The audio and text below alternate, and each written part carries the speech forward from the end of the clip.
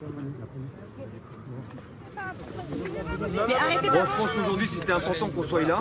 On l'avait dit, on l'a fait. Aujourd'hui, c'est symbolique. C'est fortement symbolique. C'est pas pour rien qu'on est là. C'est tout simplement qu'on en a ras-le-bol. Les collègues sont meurtris, sont écœurés. Ils en ont marre d'être stigmatisés, à travers tous les propos qu'on a pu entendre. Mais à travers le climat social ambiant qui règne à longueur de temps. On n'arrête pas d'accuser de tous les maux de la société la police nationale. La police nationale, je tiens à dire aujourd'hui, c'est pas l'éponge du gouvernement. Elle est là pour protéger, les sécuriser, les personnes et les biens, mais elle n'est pas là, justement, pour s'essuyer les pieds dessus. Donc aujourd'hui, les policiers, en tant que représentants du personnel que nous sommes là pour les représenter, les défendre. Et si le gouvernement ne le fait pas, on va le faire à sa place. À travers le gouvernement, il ne faut pas l'oublier quand même, il n'y a pas que le ministre de l'Intérieur. C'est important. Au-dessus du ministre de l'Intérieur, le président Macron. Donc aujourd'hui, on est venu dire au président Macron qu'il doit soutenir, respecter, considérer sa police. Tout ce qu'on entend autour de nous, sur la police raciste notamment, sur le fait des violences policières, moi j'ai juste à répondre que la police n'est pas raciste. On en a marre de l'entendre. Que la police est républicaine. Et elle a toujours été républicaine. Que la police fait son travail. Elle réprime quand elle a besoin de réprimer. Et forcément, elle ne choisit pas sa délinquance, elle ne choisit pas la couleur de la délinquance. C'est-à-dire qu'elle interpelle l'individu. Et en plus de réprimer, forcément, c'est son rôle, faut pas l'oublier, elle protège et elle sauve des vies. Et elle sauve des vies, quelle que soit la couleur de peau de l'individu. Donc, aujourd'hui, le gouvernement doit nous donner les moyens de travailler, doit donner les moyens que l'on soit considéré, et doit faire en sorte de sanctionner ceux qui nous agressent, qui nous massacre, pour reprendre certains propos d'une certaine chanteuse, et doit faire en sorte de mener à bien la mission qui lui est confiée, c'est-à-dire assurer la sécurité des personnes et des biens à travers sa police. La police est le rempart de la société, de la République. On est là pour faire en sorte de gérer les choses. C'est pas toujours facile. On a vécu 1 an et demi de gilets jaunes, avec une dangerosité de plus en plus accrue, avec un sentiment d'impunité de plus en plus prégnant. On ne va pas continuer comme ça. Les collègues, ils sont professionnels, mais ils n'en peuvent plus. Est-ce que vous avez des propositions pour éviter les comportements inadaptés au sein de la police ?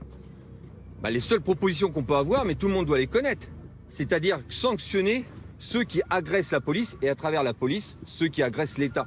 Donc à partir du moment... Vous parlez des comportements inadaptés au sein de la police. Les comportements inadaptés au sein de la police, comme on n'arrête pas de faire des polémiques avec ça et qu'on profite malheureusement de l'événement dramatique sur les États-Unis qui n'a rien à voir avec nous, ils ont toujours été sanctionnés si vous évoquez certains dérapages. Toujours. C'est-à-dire qu'il faut le savoir, une bonne fois pour toutes, et c'est ce qui nous rend dingue, permettez-moi l'expression, c'est que la police en France est la police la plus contrôlée au monde.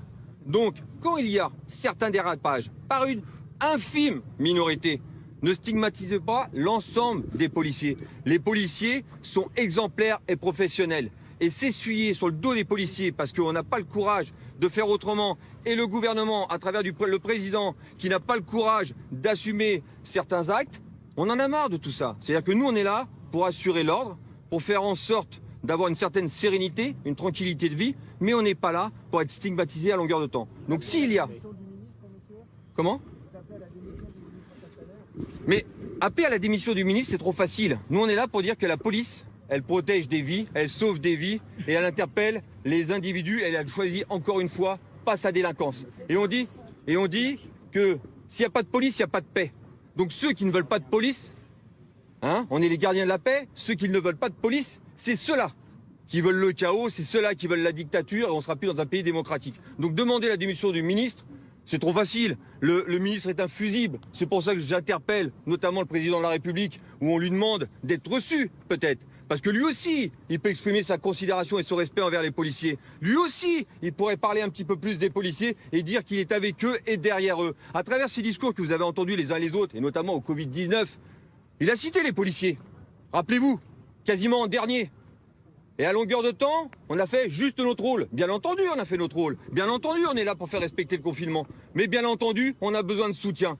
Donc, il peut citer les autres professions qui ont exercé un rôle aussi déterminant. Mais qu'il n'oublie pas les policiers, et c'est ça qui me gêne. Aujourd'hui, ce n'est pas les propos de M. Castaner de cette semaine c'est juste la goutte d'eau qui a fait déborder le vase.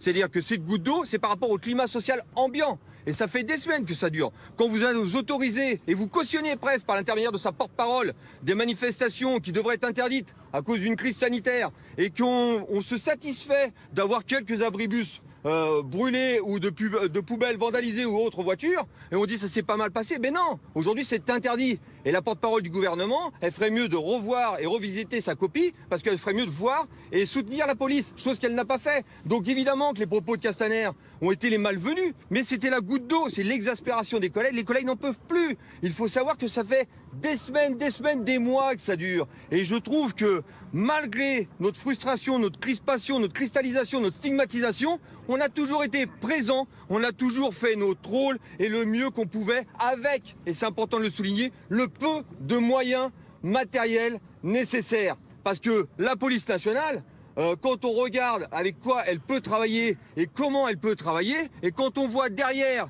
le déchaînement, notamment de certains idéologues, pour ne pas le citer, la France Insoumise par exemple, ou autres, et voir comment la justice se comporte avec les individus multirécidivistes, eh ben croyez-moi que la police, c'est là qu'on voit que les hommes sont courageux, parce que les hommes continuent à faire leur travail. Voilà, merci. Votre slogan, c'est une réponse aux opposants, policiers et au racisme. Mais notre slogan, c'est exactement une réponse à toutes nos critiques qu'on vient d'avoir à longueur de temps depuis des semaines. Il faut qu'on comprenne, mais je pense que l'opinion publique est d'accord avec ça. C'est-à-dire qu'il faut qu'on comprenne que si demain il n'y a pas de police, un État sans police, comme veulent certains idéologues ou certaines associations, eh ben il n'y aura plus de paix. Parce qu'on est les gardiens de la paix. Et pour être gardien de la paix, il faut être considéré, respecté, protégé, soutenu. Ce qu'ils demandent, c'est pas un État sans police, c'est un État avec une police juste, pas au-dessus des lois dans ce cas. Mais la police n'a jamais été au-dessus des lois, mais elle ne doit pas être en dessous des lois. Et aujourd'hui, elle est en dessous des lois. Pourquoi?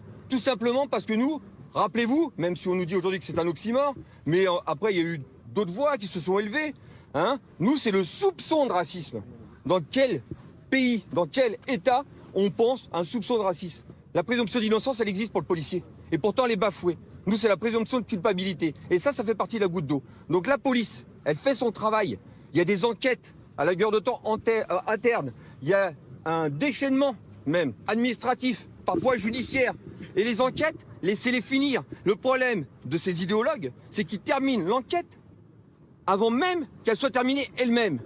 Et à chaque fois, elle sacrifie notamment les collègues concernés. Laissons faire les choses, ayons confiance, parce que j'ai pas l'impression qu'ils ont confiance dans la justice eux aussi, pour définir l'enquête eux-mêmes. Ayons confiance à la justice, laissons-la faire son travail. Par contre, quand il y a des agresseurs de policiers, hein, quand les policiers se font agresser, et quand, derrière tout ça, vous avez des simples rappels à la loi, alors que c'est des multirécidivistes, quand vous avez des voyous qui pillent, qui volent dans les magasins, qui les brûlent, qui agressent des personnes, et que vous avez des rappels à la loi, ça c'est un constat, c'est la réalité des faits. On n'a pas confiance dans la justice, c'est pas ça. C'est que la justice doit être indépendante. On aimerait qu'elle soit un peu plus sévère. Ça nous éviterait d'interpeller une vingtaine de fois les mêmes individus. Quand vous avez le respect du confinement et quand vous avez des individus qui ont été verbalisés plus de 20, 25 fois, et normalement, moi on m'a toujours dit, au bout de 3 fois, ça sera un délit. Et ben au final, on attend déjà qu'ils payent leur amende, mais on attend aussi que ça soit un délit. Quand moi on m'a dit que dans les gilets jaunes, il y a eu 40% de peine de prison ferme, l'hiverne, il y a eu 0% de peine de prison ferme. Parce que derrière, il y a les aménagements de peine. C'est-à-dire que le signal qui est donné, c'est bon, vous avez une peine de prison, mais vous irez jamais en prison, et au final, vous pouvez recommencer. C'est là où est tout le problème. C'est-à-dire que derrière la police, il doit y avoir l'État, et c'est trop facile. Il y a le ministre de l'Intérieur, certes, mais il y a le président Macron. Et le président Macron doit faire en sorte, parce que c'est lui l'arbitrage final, doit faire en sorte que sa police soit respectée. Parce que s'il ne respecte pas sa police, l'État ne sera jamais respecté. Et l'interdiction de la